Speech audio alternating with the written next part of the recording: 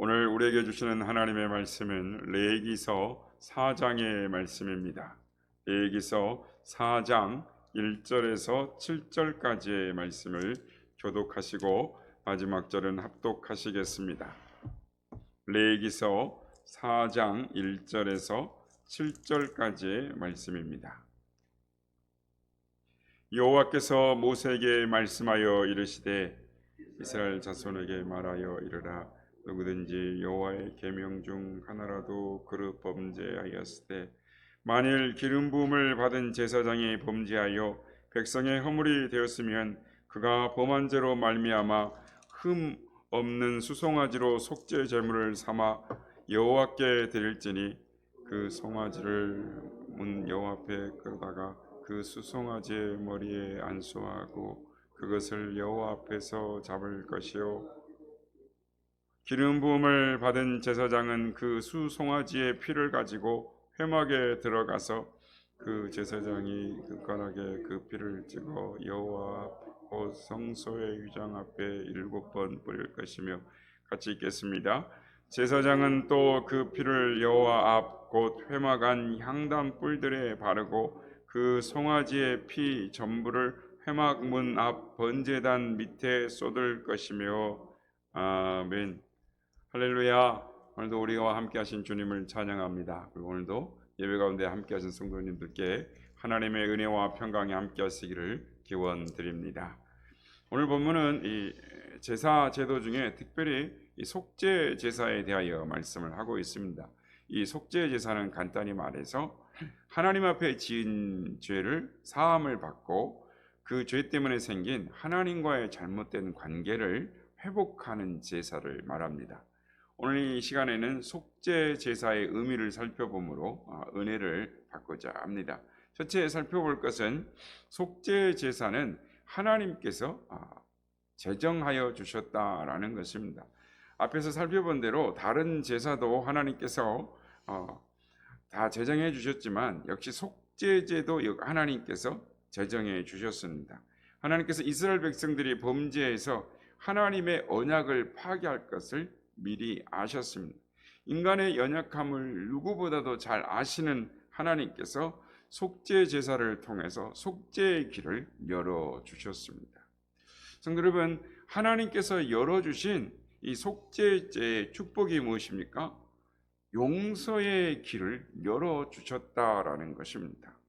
오늘 보면 3절 중반절에 보면 범죄하여라고 말씀합니다. 이 말은 히브리어 언어로 하타라는 동사를 썼습니다. 이 말의 본래의 뜻은 관역을 빗나갔다라는 말입니다. 군사가 활을 당겨서 관역을 향해 쏘았습니다. 그러나 관역에 맞추지 못하고 빗나가 버리고 말았습니다. 그러니까 여기서 범죄하여라는 말은 나름대로 한다고 하다가 실수한 것을 말합니다. 자기 딴에는 한다고 했는데 하나님께서 말씀하신 대로 하지 못한 것입니다. 오늘 보면 2절 끝부분을 보면 그릇 범죄하여라고 말씀합니다. 그리고 13절에도 보면은 부지 중에 범죄하여라고 말씀하고 또 22절을 보면 부지 중에 범죄하여라고 말씀하고 또 27절에 보면 부지 중에 범죄하여라고 말씀합니다.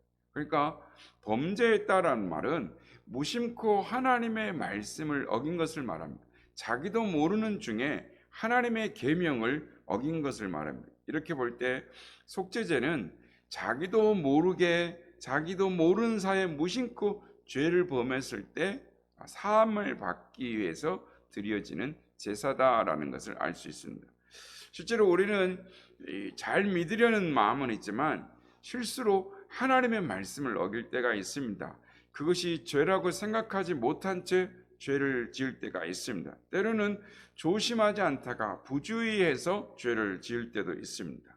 하나님의 뜻을 순종하지 못하고 거스를 때가 있습니다. 때로는 게을러서 하나님의 말씀을 순종하지 못할 때가 있습니다. 때로는 하고 싶은데도 능력이 부족해서 주님 말씀대로 마음은 온유로되 육신이 약하여 죄를 지을 때도 있습니다. 아니, 우리의 마음에 하나님 두기를 싫어해서 하나님이 우리의 삶의 주인 되는 것이 싫어서 내가 주인 되어 내 마음대로 살고 싶어 의도적으로 죄를 지을 때도 있습니다.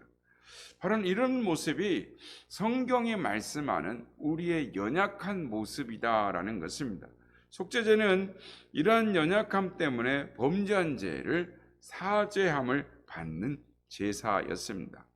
여기서 우리가 잊어서는 안 될 것은 하나님께서 우리의 연약함을 잘 알고 계시다라는 것입니다. 로마서 8장 26절을 보면 이렇게 말씀합니다. 이와 같이 성령도 우리의 연약함을 도우시나니 우리는 마땅히 기도할 바를 알지 못하나 오직 성령이 말할 수 없는 탄식으로 우리를 위하여 친히 간구하시느니라 라고 말씀을 합니다. 성령께서 우리의 연약함을 아시고 돕고 계신다라는 것입니다.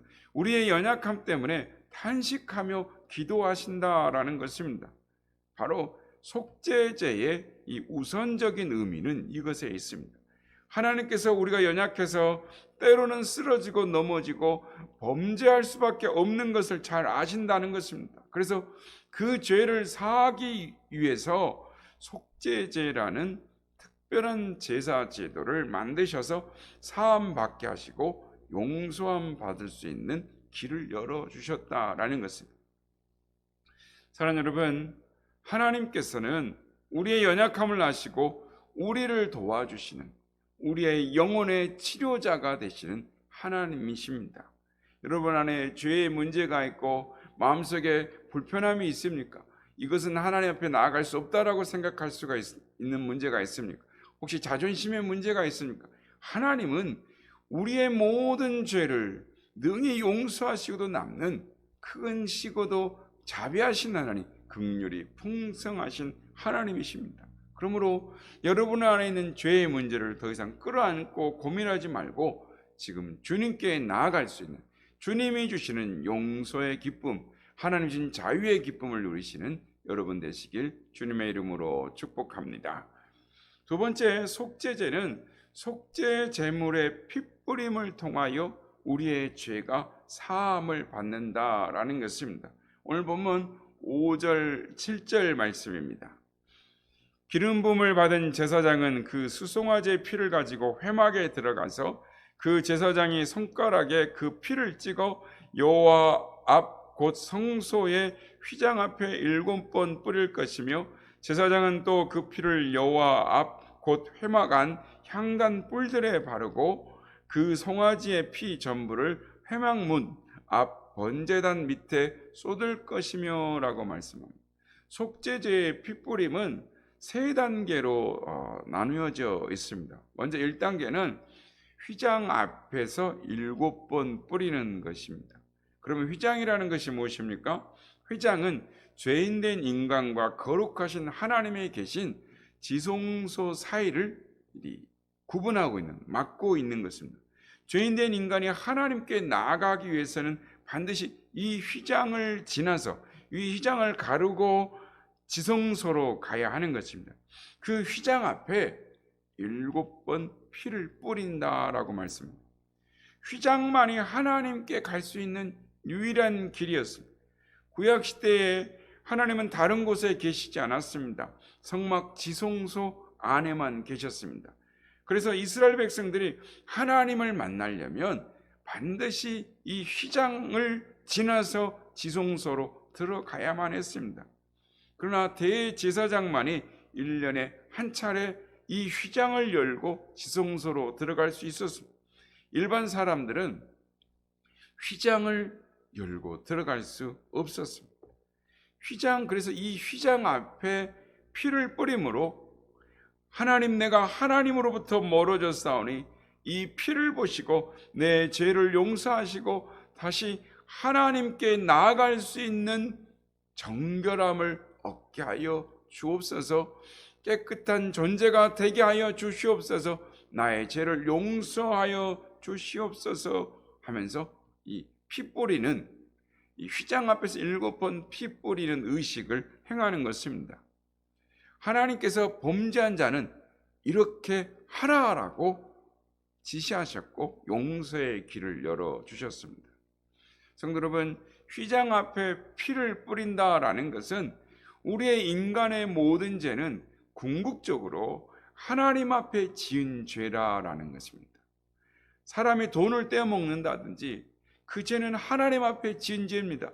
사람과 도둑질을 하고 간음을 해도 그건 하나님 앞에서 지은 죄라는 것입니다.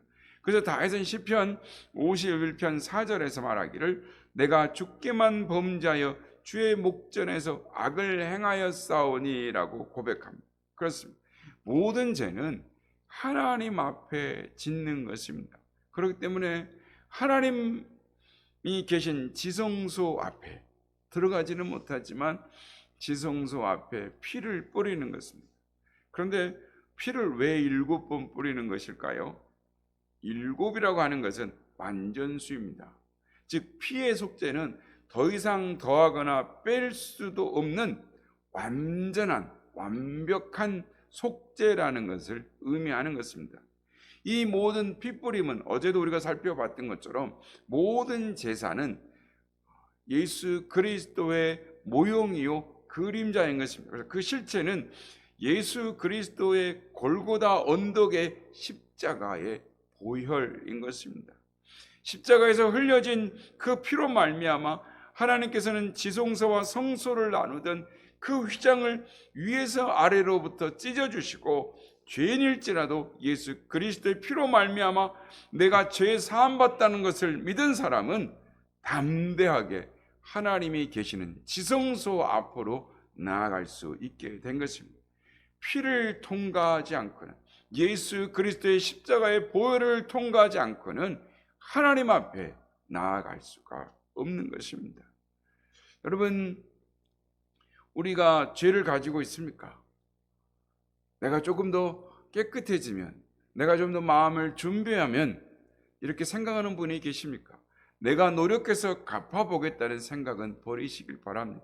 아무리 노력을 해도 죄를 더하면 더했지 죄의 사함을 받을 수 있는 길은 없습니다. 우리 인간이 아무리 죄가 많아도 예수 그리스도의 피뿌림을 받게 되고 예수를 믿어 그를 의지하게 되면 어떤 죄라도 완전하게 다 씻어주시는 줄 믿습니다.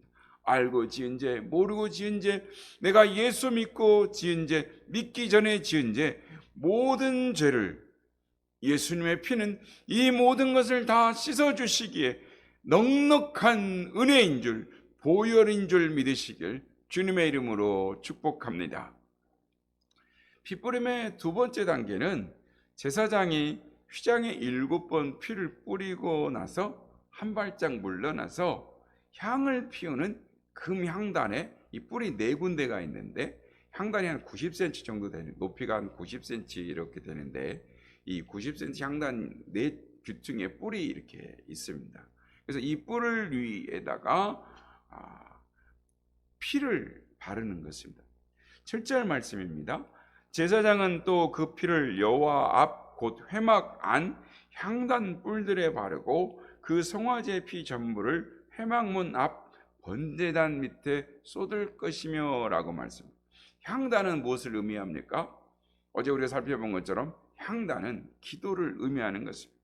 기도도 예수 그리스도의 피를 통과해야 하나님이 받으시는 기도가 된다라는 것입니다.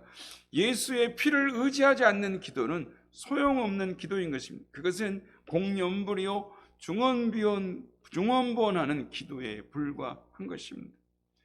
우리가 이 불교 신자들이 기도하러 간다는 이야기를 많이 듣습니다. 좋습니다. 기도 안 하는 것보단 좋죠. 기도하며 반성하고 자기를 돌아보는 거 좋은 것입니다. 그러나 예수 그리스도의 피를 믿지 않고는 하나님이 그 기도를 들으시지 않는 것입니다. 예수 그리스도의 피를 통과해야만 우리의 기도가 하나님께 연락되어지는 것입니다. 이 사실을 믿으시는 우리 모두가 되시기를 바랍니다. 세 번째 단계는 남은 피를 성소 밖에 있는 번제단 밑에 다 쏟는 것입니다. 번제단은 자신의 희생과 헌신을 의미합니다. 그러니까 번제단은 주님께서 주의 몸을 다 태워 다 하나님 앞에 드리는 것을 의미하죠. 그래서 번제단은 희생과 헌신을 의미합니다. 우리가 하나님을 위해 희생하고 헌신한다 할지라도 번제단에 피를 쏟습니다.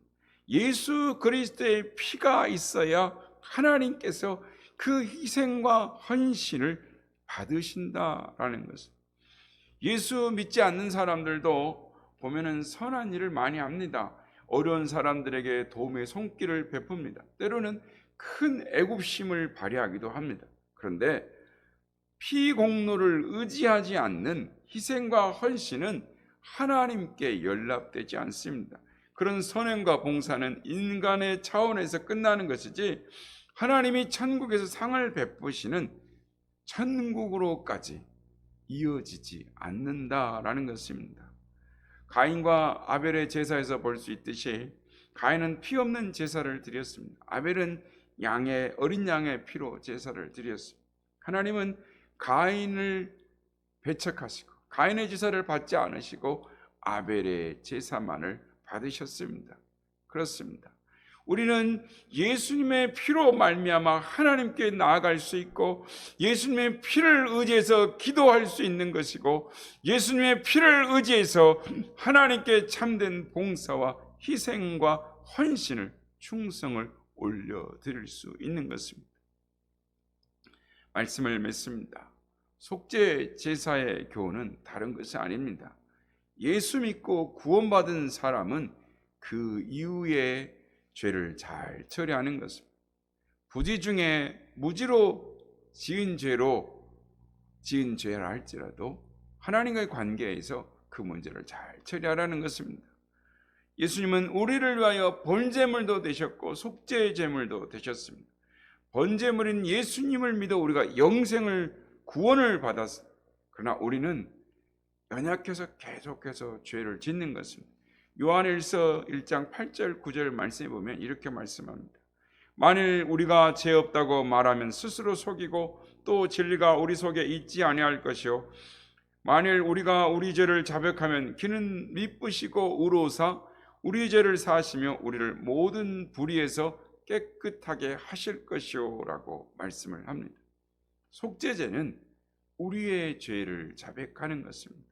예수 그리스도의 보혈의 피를 의지하여 나의 죄를 자백하고 용서를 구하면 사하심을 받습니다.